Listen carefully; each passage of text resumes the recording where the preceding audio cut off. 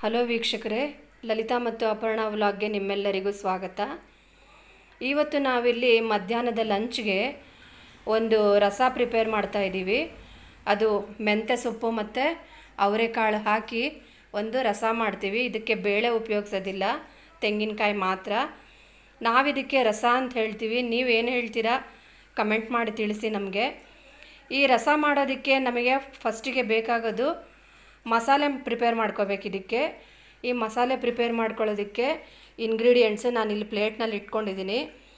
ಒಂದು medium size ಈರುಳ್ಳಿನ ತೆಳ್ಳಗೆ ಸ್ಲೈಸಸ್ ಮಾಡಿ ಕಟ್ ಮಾಡ್ಕೊಂಡಿದ್ದೀನಿ. ಒಂದು 8 ಲವಂಗ ತೊಗೊಂಡಿದ್ದೀನಿ. ಒಂದು 10-12 ಬೆಳ್ಳುಳ್ಳಿ ಮೊಗ್ಗು ತೊಗೊಂಡಿದ್ದೀನಿ. ಒಂದು ಸ್ವಲ್ಪ ಕೊತ್ತಂಬರಿ ತೊಗೊಂಡಿದ್ದೀನಿ. ಒಂದು ಸ್ವಲ್ಪ 2 ಇಂಚಿನಷ್ಟು ಚಕ್ಕೆ ತೊಗೊಂಡಿದ್ದೀನಿ. ಆಮೇಲೆ ಒಂದು ಟೊಮೆಟೊ ತೊಗೊಂಡಿದ್ದೀನಿ. ಟೊಮೆಟೊನ ಸಣ್ಣದಾಗಿ ಕಟ್ ಮಾಡಿ ತೊಗೊಂಡಿದ್ದೀನಿ. ಮತ್ತು ಇಲ್ಲಿ ಮೆಂತ್ಯ ಸೊಪ್ಪು, ಫ್ರೆಶ್ ಆಗಿರೋ ಮೆಂತ್ಯ ಸೊಪ್ಪನ್ನು ಬಿಡಿಸ್ಕೊಂಡು ಸೋಸ್ಕೊಂಡು ಅದರ ಕುಡಿ ಎಲೆಗಳನ್ನ ಮಾತ್ರ ತೊಗೊಂಡು ಆ ಸೊಪ್ಪನ್ನು 2 ಸಲ ಕ್ಲೀನಾಗಿ ನೀಟಲ್ಲಿ ವಾಶ್ ಮಾಡಿ ಹೆಚ್ಚಿಟ್ಕೊಂಡಿದ್ದೀನಿ. ಮತ್ತು ಅವರೆಕಾಳನ್ನ ಸುಲಿದು ಅದನ್ನು ಕೂಡ ನೀರಲ್ಲಿ 2 ಸಲ ವಾಶ್ ಮಾಡಿ ಎತ್ತಿಟ್ಕೊಂಡಿದ್ದೀನಿ. ಈಗ ನೆಕ್ಸ್ಟ್ ಸ್ಟೆಪ್ಪು ನಾವೇನು ಮಾಡಬೇಕು, ಇದನ್ನು ಮಿಕ್ಸಿ ಜಾರಿಗೆ ಹಾಕ್ಕೋತಾ ಇದ್ದೀನಿ. ಮಿಕ್ಸಿ ಜಾರ್ನಲ್ಲಿ ಒಂದಷ್ಟು ತೆಂಗಿನ ಪೀಸಸನ್ನು ತೊಗೊಂಡಿದ್ದೀನಿ, ತೆಂಗಿನಕಾಯಿ. ನಿಮಗೆ ಯಾವ ಪ್ರಮಾಣದಲ್ಲಿ ರಸ ಬೇಕೋ ಆ ಪ್ರಮಾಣದಲ್ಲಿ ತೆಂಗಿನಕಾಯಿನ ಹಾಕ್ಕೋಬೇಕು. ನಾವಿಲ್ಲಿ ಮಾಡ್ತಾ ಇರೋದು ಸುಮಾರು 5 ಜನರಿಗಾಗುತ್ತೆ, 2 ಹೊತ್ತಿಗಾಗುತ್ತೆ.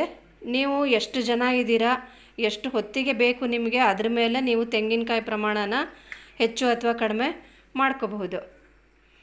ಈಗ ಇಲ್ಲಿ ಮಿಕ್ಸಿ ಜಾರಿಗೆ ನಾನು ತೊಗೊಂಡಿರೋ ಎಲ್ಲ ಸಾಮಗ್ರಿಗಳನ್ನ ಸೇರಿಸ್ಕೋತಾ ಹೋಗ್ತಾ ಇದ್ದೀನಿ.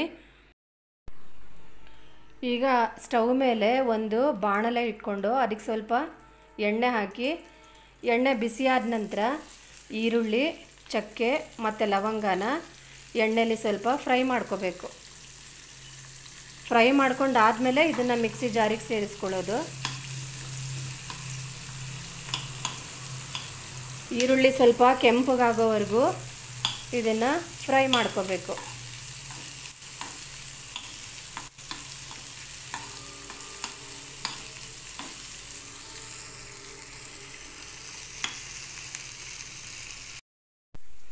ಈಗ ನೋಡಿ, ಕಡಾಯಿನಲ್ಲಿ ಈರುಳ್ಳಿ ಇಷ್ಟರ ಮಟ್ಟಿಗೆ ಕೆಂಪಾಗಿದೆ.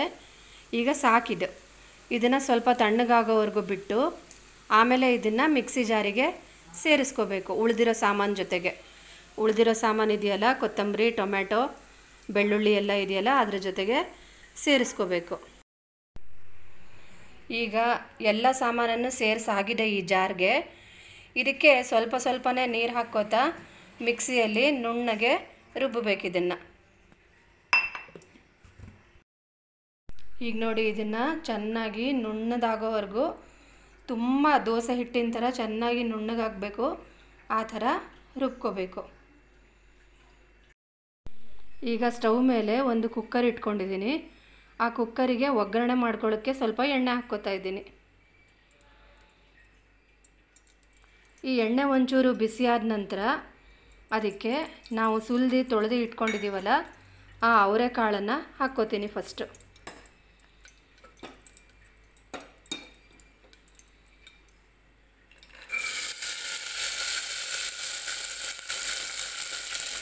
ಇದು ತುಂಬ ಚೆನ್ನಾಗಾಗುತ್ತೆ.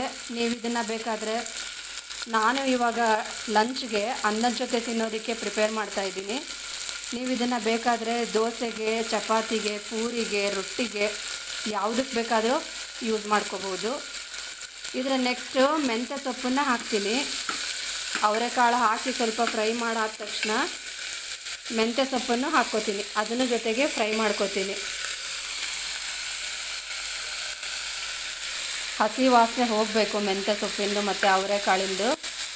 ಸೊಗಡು ವಾಸನೆ ಹೋಗೋ ಹಾಗೆ ಒಂದು 2-3 ನಿಮಿಷ ಇದನ್ನು ಫ್ರೈ ಮಾಡ್ಕೋತೀನಿ.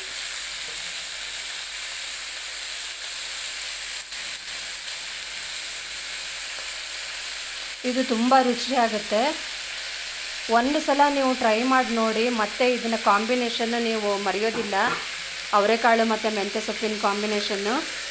ನಾವು ಬರೀ ಅವರೆಕಾಳು ಸಿಕ್ಕಿದರೆ ಮೆಂತ್ಯ ಸೊಪ್ಪಿಗೆ ಕಾಯ್ತೀವಿ, ಇಲ್ಲ ಮೆಂತ್ಯ ಸೊಪ್ಪು ಸಿಕ್ಕಿದರೆ ಅವರೆಕಾಳಿಗೆ ಕಾಯ್ತೀವಿ. ಒಟ್ಟು ಒಂದಕ್ಕೊಂದು ಜೊತೆ ಮಾಡಿನೇ ಮಾಡೋದಕ್ಕೆ ಟ್ರೈ ಮಾಡ್ತೀವಿ. ಈ ಎರಡರ ಕಾಂಬಿನೇಷನ್ ತುಂಬ ಚೆನ್ನಾಗಾಗುತ್ತೆ. ಈಗ ಅರಿಶಿನ ಹಾಕ್ತೀನಿ ಸ್ವಲ್ಪ. ಆಮೇಲೆ ರುಚಿಗೆ ಎಷ್ಟು ಬೇಕೋ ಅಷ್ಟು ಉಪ್ಪು ಹಾಕ್ಕೋತೀನಿ.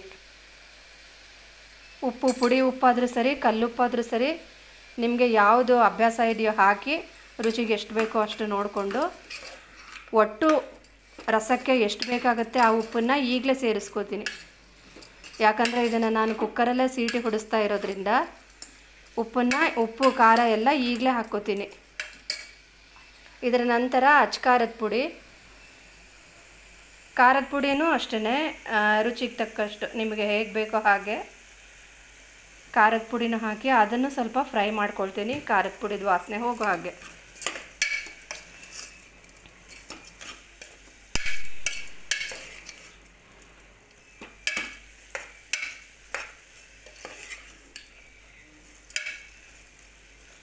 ಆಗಲೇ ನಾವು ಎಲ್ಲ ಮಿಕ್ಸಿನಲ್ಲಿ ರುಬ್ಬಿ ರೆಡಿ ಮಾಡಿ ಇಟ್ಕೊಂಡಿದ್ವಲ್ಲ, ಆ ಮಸಾಲೆನ ನೆಕ್ಸ್ಟ್ ಹಾಕ್ತೀನಿ.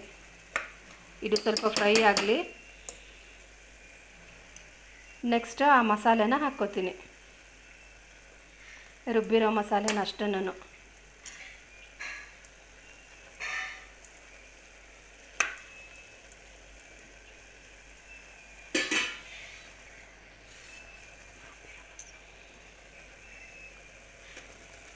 ಮಸಾಲೆನ ಪೂರ್ತಿ ಅದಕ್ಕೆ ಹಾಕ್ಕೊಳ್ತೀನಿ.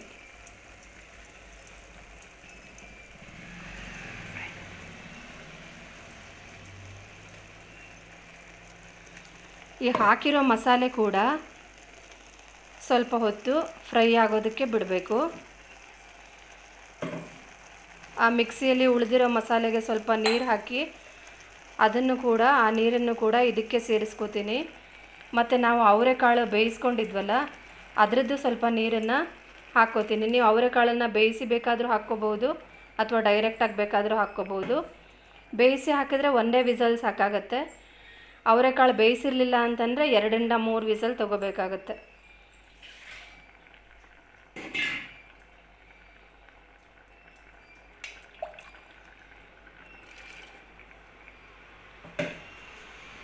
ಈಗ ಇದನ್ನೆಲ್ಲ ಚೆನ್ನಾಗಿ ಒಂದ್ಸಲ ಮಿಕ್ಸ್ ಮಾಡ್ಕೋಬೇಕು.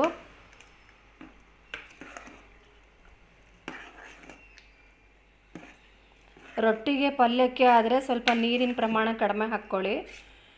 ನಾನು ರೈಸ್ ಜೊತೆಗೆ ಮಾಡ್ತಾ ಇರೋದ್ರಿಂದ ಇದು ವಿಸಲ್ ಕೊಟ್ಟ ನಂತರ ಮತ್ತೆ ತೆಳ್ಳಗೆ ದಪ್ಪಕ್ಕೆ ನೋಡಿ ಹದ ಅಡ್ಜಸ್ಟ್ ಮಾಡ್ಕೊಳ್ತೀನಿ ನಾನು. ಈಗಿದು ರೊಟ್ಟಿ ಚಪಾತಿಗೆ ಹದಕ್ಕೆ ಕರೆಕ್ಟಾಗಿದೆ. ಅನ್ನಕ್ಕೆ ಅಂದರೆ ಇನ್ನೊಂದು ಸ್ವಲ್ಪ ನೀರು ಸೇರಿಸ್ಕೋಬೇಕಾಗತ್ತೆ. ಅದನ್ನು ನಾನು ಆಮೇಲೆ ಪಾತ್ರೆಗೆ ಶಿಫ್ಟ್ ಮಾಡ್ಕೋತೀನಲ್ಲ ಆವಾಗ ಹಾಕ್ಕೋತೀನಿ. ಮಸಾಲೆ ವಾಸನೆ ಹೋಗಿದೆ. ಈಗ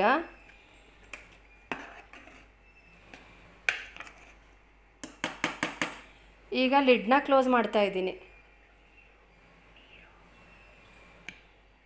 ಇದು ಸ್ವಲ್ಪ ದಪ್ಪ ಅಂತ ಅನಿಸ್ತಾ ಇದೆ, ಅದಕ್ಕೆ ಇನ್ನೊಂದು ಸ್ವಲ್ಪ ನೀರು ಹಾಕ್ಕೋತಾ ಇದ್ದೀನಿ.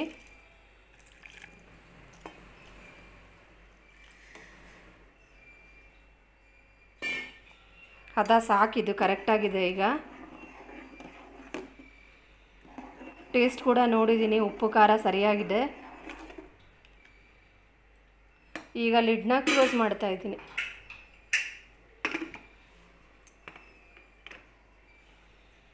ಈಗಿದು 2 ಸೀಟಿ ಅಥವಾ 3 ಸೀಟಿ ಕೊಟ್ಟರೆ ಸಾಕು.